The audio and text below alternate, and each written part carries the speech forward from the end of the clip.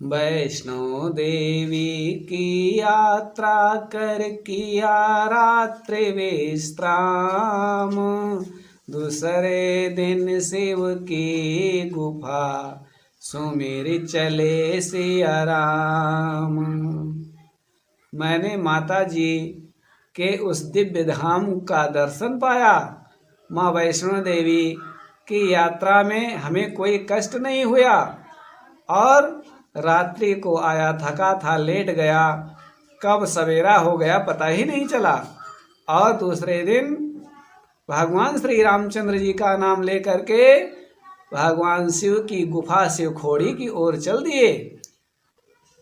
Motor गाड़ी चल रही, मंद मंद मुस्काए। इसी बीच सनी ने कहा, एक सेल्फी ले लो भाई। मेरे पास में सनी नाम का एक बालक बैठा हुआ था। उसने कहा, भैया आप फोटो खींच लो। हमने कहा ठीक है। छटा छबीली प्रकृति की, गिरी घाटी वन बीच, हृदय प्रफुल्लित दृश्य से रही अखियन को सींच। रास्ते में मैंने पहाड़ों पर वन प्रदेश देखा, घाटियां देखी, सुंदर सुंदर वातावरण देखे और उनको देख करके मेरा मन प्रफुल्लित हो गया, आनंद से भर गया।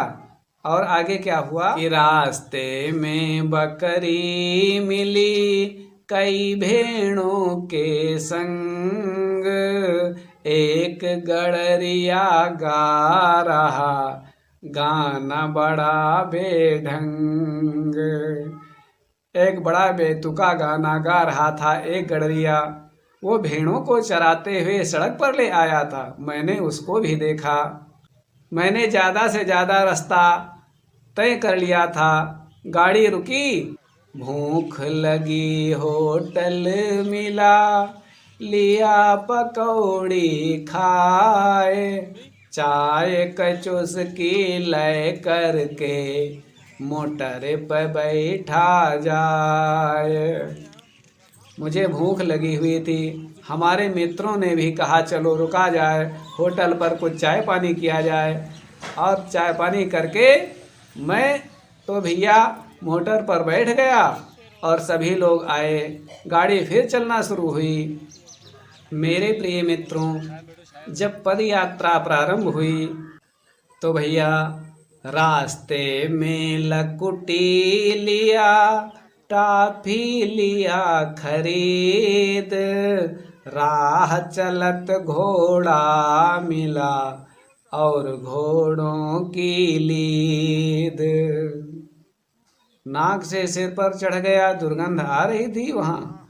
और कोई बात नहीं, भगवान का दर्शन करने जाना था तो जहाँ घोड़े रहेंगे वहाँ घोड़ों की हवा रहेगी, जहाँ बीमार रहेंगे वहाँ डॉक्टरों की दवा रहेगी, इसलिए चिंता की बात नहीं है। भक्त चढ़े कोई पाल की, कोई घोड़ों पर जाए, बीच राह डफला सुना, किन्नर नृत्य दिखाए। तो भैया कुछ भक्तजन पालकी पर बैठे हुए जा रहे थे डमक डमक आवाज करते हुए, और कुछ तो घोड़े पर जा रहे थे। पर हम सब लोग तो पैदल चल रहे थे भगवान का नाम लेकर के। और रास्ते में मैंने डफले की आवाज़ सुनी, लाग पितर पक्ष चलो गया का यही धुन पर जो है बज रहा था। लेकिन यहाँ तो मैं भगवान शिव जी के दर्शन करने जा रहा था और वहाँ पर किन्नरियों को देखा, वे नृत्य कर रही थी। ऊंचे पर्वत पर दिखी शिव की गुफा सुरम में, जहाँ जा रहे थे सभी शिव के भक्त अनन्य। मैंने दूर से देखा तो ऊंचे पर्वत पर एक गुफा बनी हुई थी। वह गुफा ही मेरा गंतव्य स्थल था, अर्थात शिवखोड़ी गुफा दिखाई पड़ी और भैया मैं तो मन प्रसन्न हो गया। जहाँ पर भक्तजन जा रहे थे, गुफा के अंदर प्रकृति ने लिखे चित्र अविराम, 33 कोटि देवता के संग बैठे थे प्रभु राम। उस गुफा के अंदर हनुमान जी दिखाई पड़े, लक्ष्मण जी दिखाई पड़े, श्री सीताराम जी दिखाई पड़े, सुग्रीव दिखाई पड़े, जामवंत दिखाई पड़े और द्वापर युग के कृष्ण आदि अनेक प्रकार के देवता दिखाई पड़े।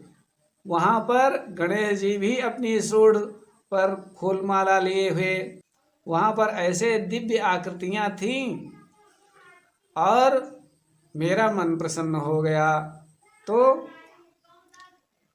राम नाम में डूब कर शिव ने दिया था वरदान, तो असुर ने जब दौड़ाया तो भागे कृपा निधान। भगवान शिव जी भटकते फिरे, दौड़ते रहे और इसी गुफा में आकर के छिप गए। और जब भैया छिप गए तो क्या होता है कि इसी खोह में छिप गए शिव खोड़ी भई सिद्ध, और इनका जो दर्शन करे तो धन में होवे वृद्धि। भक्तजन यहाँ दर्शन करने आते हैं, भगवान शिव जी का आशीर्वाद पाने आते हैं। और भगवान नारायण ने भगवान शिव जी की रक्षा मोहिनी रूप धारण करके की, तो श्री हरि ने मोहिनी रूप से असुर को दिया जलाए।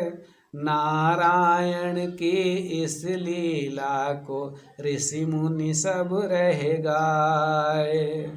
मेरे परमात्मा नारायण की भी लीला इसमें छिपी हुई है।